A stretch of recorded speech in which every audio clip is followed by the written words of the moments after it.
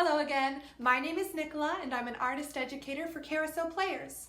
Last time, we read the story I'm a Frog by Mo Willems for our Carousel Players story time, and now I would love to make an awesome craft with you. Today, we'll be making our very own piggy mask for our faces. Or you can make whatever animal you want, but I'm going to show you this one. So let's get started. All right, today we will be making our very own pig mask. So the first thing that we're going to need is some cardboard. I just used an old cereal box and cut it up. It's thin enough to cut. So I'm gonna take that, and it's big enough as my face. So what I'm gonna do is I'm gonna trace some ears, because I wanna make it look like Piggy from the story. Like that. And if you need help tracing at all or figuring out the size of your mask, don't be afraid to ask for help. So that's the general shape we've got. Kind of looks like a sleeping mask, and then we're going to put some eyes right in here. So you want to make sure that your eye holes are big enough that even if you don't measure it out beforehand, your eyes will fit somewhere. And then if you need to adjust and cut around to make them bigger or move it over, you can. So that's going to be the general shape. You can take your time. If you want to do a different animal, you don't have to do the ears like I did. You can do, maybe it's an elephant and it has big ears, or maybe you're going to do a lion and it has a mane. You can make it as creative as you want. I'm just going to show you my version of Piggy.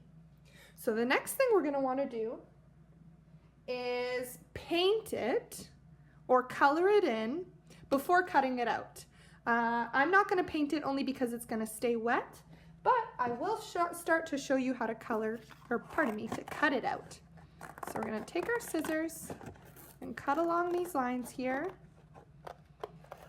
And now Piggy in the story I'm a Frog was a pink pig, which is pretty traditional, but if you want to make it any color, you can. If you want Piggy to be blue, why not? The more imaginative, the better. So I'm just going to do this rough cutout. And if you don't like seeing the lines, I'm using these lines as a guide for you to be able to see where I'm cutting. But if you don't like to see these lines on the finished product, you can always draw them on the bad side, and then this way the lines won't show up on the nice side. Almost done here.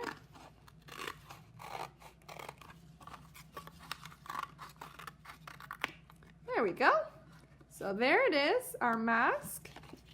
And now I have one that I've already colored in with some paint. I made some pink paint with red and white because that's what I had in the house. Now I've already done one of these, and I'll show you how I did it. If you need any help or any supervision, don't be afraid to ask. I'm using this pencil, mechanical pencil, because it's got a bit of a sharp edge. And all I did was carefully hold this because you don't want to rip the entire cardboard. But I just lift it up a little bit from the table and then poke a little hole. The other way to do this is to fold it like so, and you can make a snip like that. That bends the cardboard a little bit. Or you can use the hole that you made with your pencil to cut open your eye hole.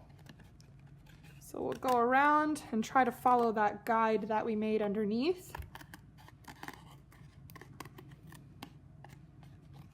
And now you can't see me because of where the camera is, but I've already measured this out, and this fits perfectly to where my eyes sit. And your nose goes right here.